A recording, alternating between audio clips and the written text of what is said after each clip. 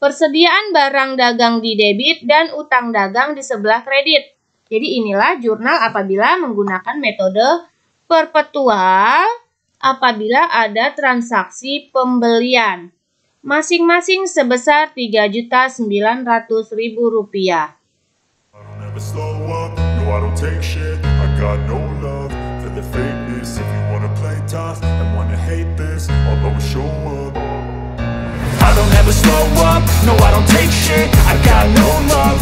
fakeness. If you wanna play tough and wanna hate this, I'll always show up and make a statement. I don't ever slow up. Assalamualaikum warahmatullahi wabarakatuh. Masih bersama saya Sukma Laili. Untuk kali ini akan membahas cara membuat jurnal umum dengan menggunakan metode perpetual pada perusahaan dagang. Mulai pelajaran, baiknya kita berdoa dahulu menurut agama dan kepercayaan masing-masing.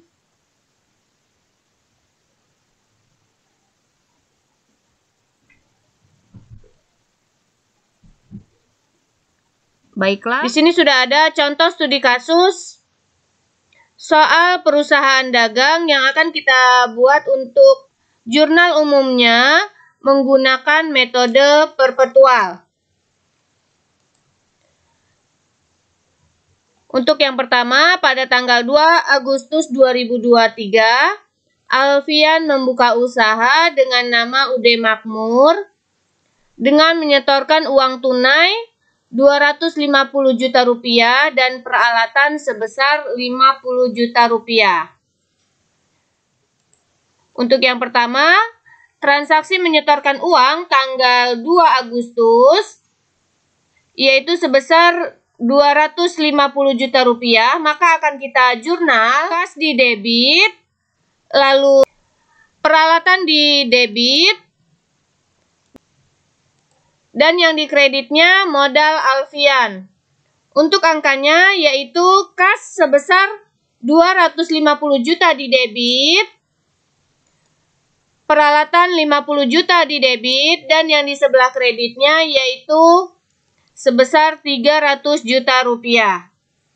Jadi jurnalnya kas, peralatan di debit, dan modal Alfian di sebelah kredit.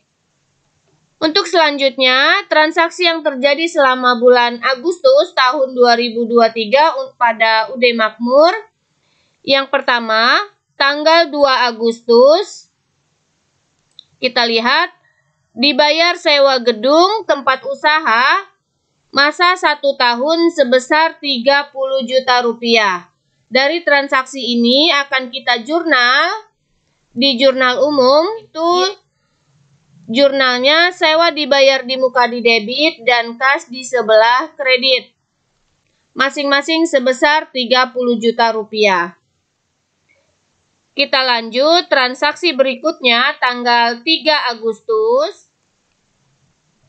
Kita lihat tanggal 3 Agustus dibeli barang dagang dari firma Rahayu seharga Rp13 juta dengan syarat 2/10 N/30. Di sini kita menggunakan metode perpetual. Apabila menggunakan metode perpetual ada transaksi pembelian, maka akan kita catat atau kita jurnal, yaitu jurnalnya persediaan barang di debit karena secara kredit, maka utang dagang di sebelah kredit. Jadi jurnalnya persediaan barang di debit dan utang dagang di sebelah kredit. Masing-masing sebesar Rp13 juta. Jadi ini kita menggunakan metode perpetual. Kita lanjut transaksi berikutnya tanggal 4 Agustus. Dibeli perlengkapan tunai sebesar Rp1.500.000. Jadi ada transaksi pembelian perlengkapan secara tunai, maka akan kita jurnal perlengkapan di debit dan kas di sebelah kredit masing-masing sebesar Rp1.500.000. Kita lanjut transaksi berikutnya tanggal 5 Agustus.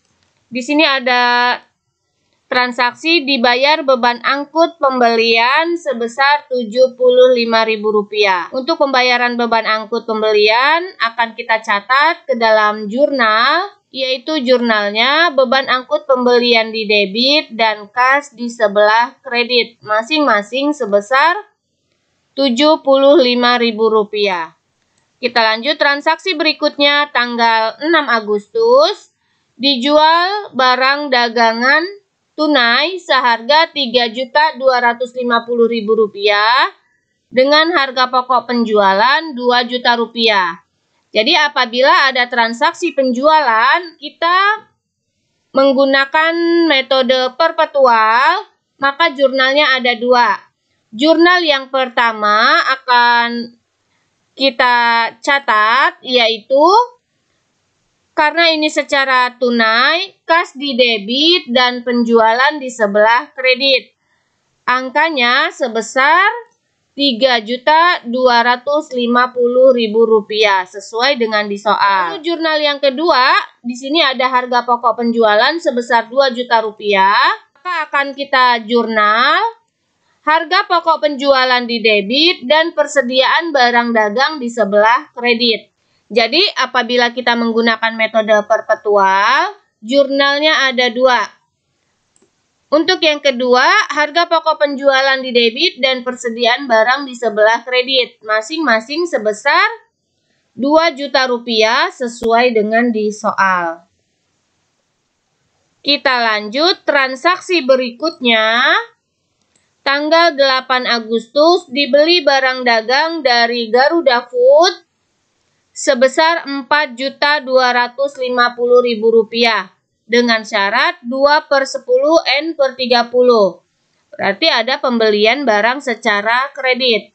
Maka akan kita catat ke dalam jurnal umum menggunakan metode perpetual, yaitu persediaan barang dagang di debit dan utang dagang di sebelah kredit, masing-masing sebesar Rp4.250.000. Kita lanjut transaksi berikutnya tanggal 10 Agustus. Ada dijual barang dagang kepada Rejo Asri sebesar Rp3.200.000 dengan syarat 2/7 N/20. Harga pokok penjualan sebesar Rp2 juta. Dari transaksi ini akan kita jurnal ke dalam jurnal umum, yaitu piutang dagang di sebelah debit karena penjualan secara kredit dan di sebelah kreditnya yaitu penjualan. Angkanya sebesar Rp3.200.000. Lalu jurnal yang kedua kita buat, yaitu harga pokok penjualan di debit dan persediaan barang dagang di sebelah kredit. Masing-masing sesuai dengan di soal, yaitu sebesar harga pokoknya Rp2 juta. Kita lanjut transaksi berikutnya tanggal 12 Agustus. Diterima kembali barang yang telah dijual dari toko Rejo Asri Rp440.000 karena tidak sesuai pesanan. Harga pokok penjualan sebesar Rp400.000. Dari transaksi ini, apabila ada retur penjualan, kita akan jurnalnya sama seperti penjualan, yaitu dua. Jurnal yang pertama, retur penjualan di debit dan piutang dagang di sebelah kredit. Angkanya sebesar dengan returnya, yaitu Rp440.000. Sedangkan jurnal yang kedua, yaitu untuk mengembalikan barang dagang, maka jurnalnya persediaan barang dagang di debit dan harga pokok penjualan di sebelah kredit, masing-masing sebesar Rp400.000 sesuai dengan di soal, yaitu harga pokoknya. Kita lanjut transaksi berikutnya tanggal 13 Agustus. Dibayar utang kepada Firma Rahayu atas pembelian tanggal 3 Agustus. Kita lihat transaksi tanggal 3 Agustus ada pembelian dari Firma Rahayu sebesar 13 juta rupiah. Karena ini ada syarat pembayarannya 2/10 N/30, dibayar tanggal 13 masih mendapatkan potongan, yaitu potongannya sebesar 2% dari 13 juta rupiah. Jadi jurnalnya yaitu utang dagang di debit, potongan pembelian di kredit, dan kas di sebelah kredit. Kita lihat utang dagangnya ini atas pembelian tanggal 3, yaitu sebesar 13 juta rupiah. Maka utang dagangnya 13 juta rupiah. Lalu potongan pembeliannya yaitu kita dapat sebesar Rp260.000. Rp260.000 ini yaitu 2% dari 13 juta rupiah. Jadi 2% dari 13 juta rupiah, maka didapatlah Rp260.000. Sedangkan untuk kasnya yaitu diambil dari utang dagang 13 juta dikurangi dengan potongan pembelian. Maka didapatlah Rp12.740.000. Kita lanjut transaksi berikutnya, ada tanggal 14 Agustus. Di tanggal 14 Agustus ini yaitu transaksinya dibeli barang dagang dari Firma Rahayu seharga Rp8.500.000 dengan syarat 2/10 N/30. Untuk pembelian, apabila kita menggunakan metode perpetual, maka jurnalnya persediaan barang dagang di debit dan utang dagang di sebelah kredit, masing-masing sebesar Rp8.500.000. Kita lanjut transaksi berikutnya, tanggal 16 Agustus. Tanggal 16 Agustus, kita lihat dijual barang dagangan kepada toko Antasari sebesar Rp2 juta dengan syarat 2/7 N/20. Harga pokok penjualannya Rp1.750.000. Maka dari transaksi ini akan kita jurnal. Jurnalnya ada dua. Yang pertama piutang dagang di debit dan penjualan di sebelah kredit. Angkanya sebesar penjualannya yaitu Rp2 juta. Lalu jurnal yang kedua yaitu harga pokok penjualan di debit dan persediaan barang di sebelah kredit, masing-masing sebesar Rp1.750.000 atau sebesar harga pokoknya. Kita lanjut transaksi berikutnya, tanggal 17 Agustus. Diterima tagihan dari toko Rejo Asri atas penjualan tanggal 10 Agustus. Kita lihat tanggal 10 Agustus. Tanggal 10 Agustus ini ada penjualan sebesar Rp3.200.000. Tapi harus kita ingat, di tanggal 12 Agustus di sini ada retur. Jadi ada retur sebesar Rp440.000. Maka transaksi yang kita buat apabila ada penerimaan piutang, apabila ada retur, yaitu yang sebelumnya piutang dagang sebesar Rp3.200.000, kita harus perhatikan returnya sebesar Rp440.000. Sehingga jurnal yang kita buat yaitu di sini masih masuk sebagai periode potongan. Jadi masih masuk sebagai periode potongan, yaitu syaratnya 2/7 N/20. Tanggal 17 ini merupakan 7 hari, jadi ada potongan sebesar 2%. Untuk piutang dagangnya, sebelumnya piutang dagang ada sebesar Rp3.200.000. Kita lihat di tanggal 10 ada Rp3.200.000, tetapi ada retur sebesar Rp440.000.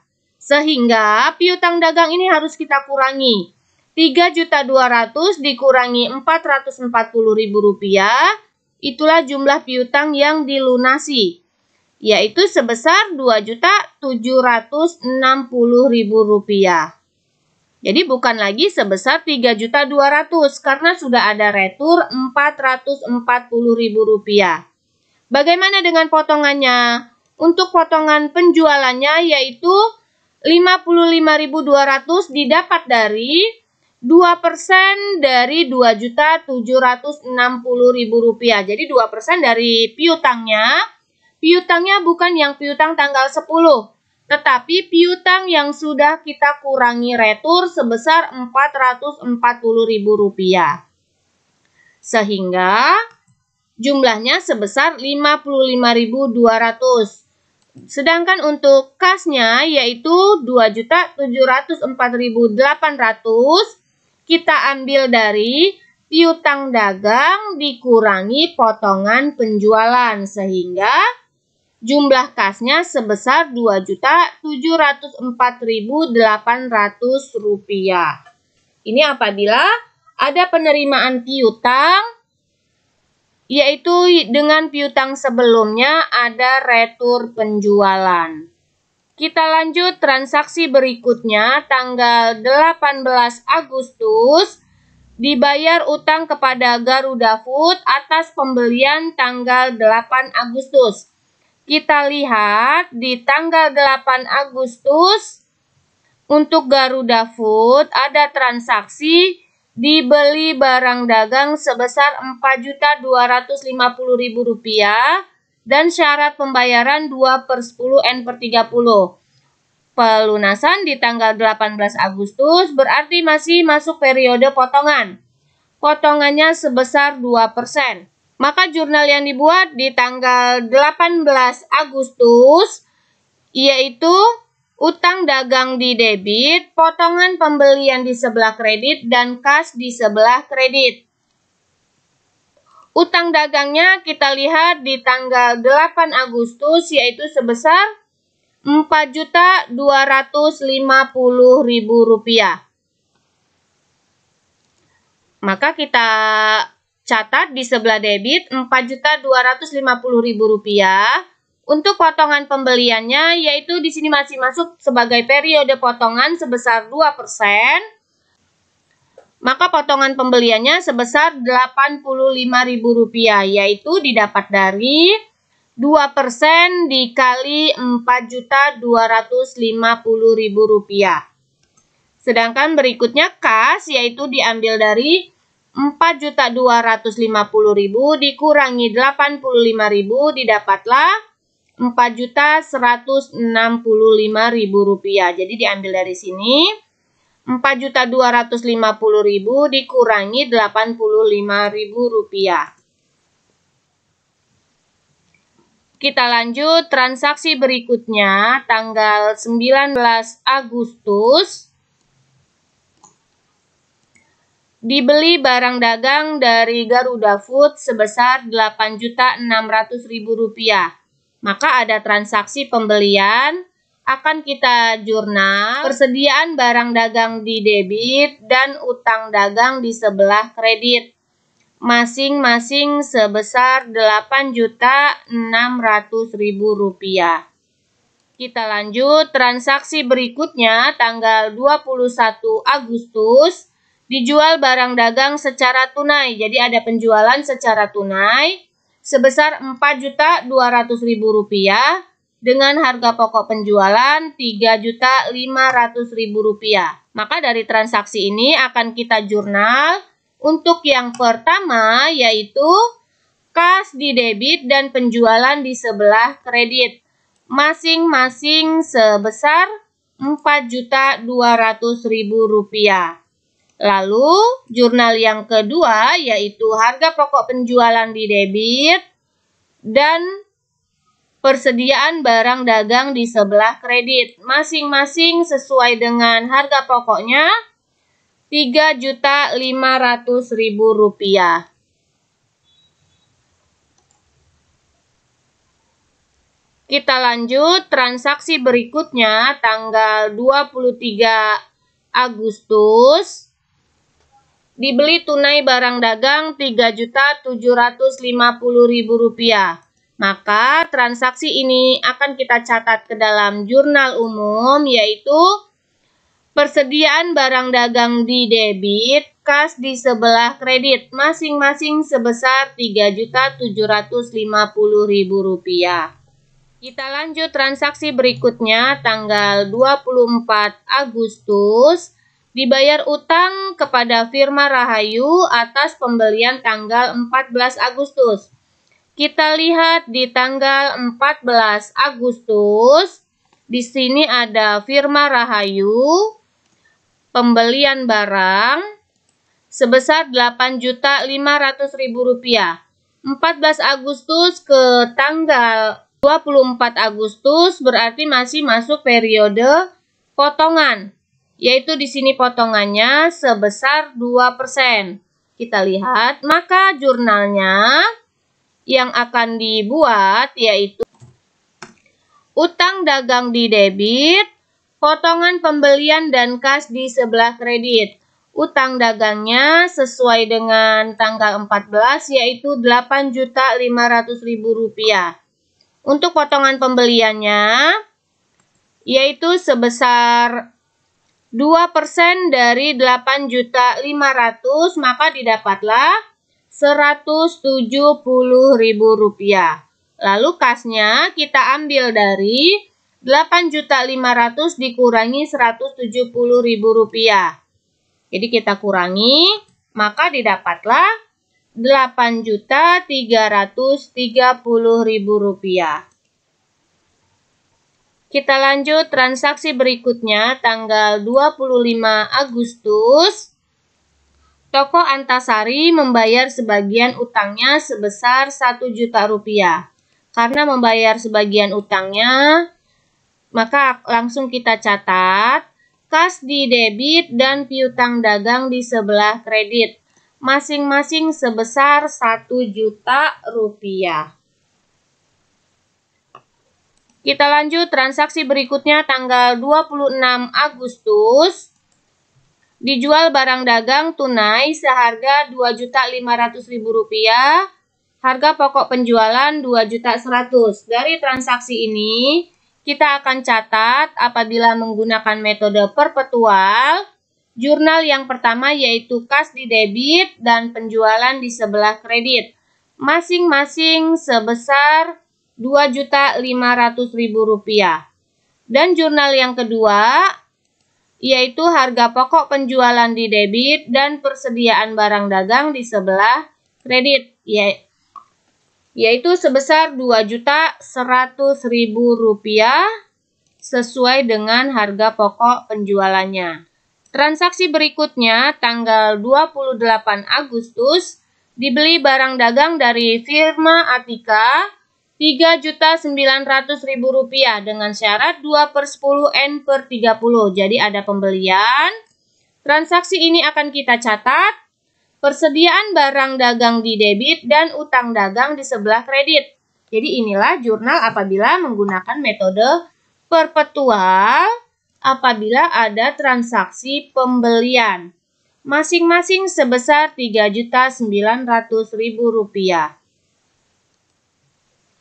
Kita lanjut transaksi berikutnya, tanggal 29 Agustus dibayar utang kepada Garuda Food atas pembelian tanggal 19 Agustus.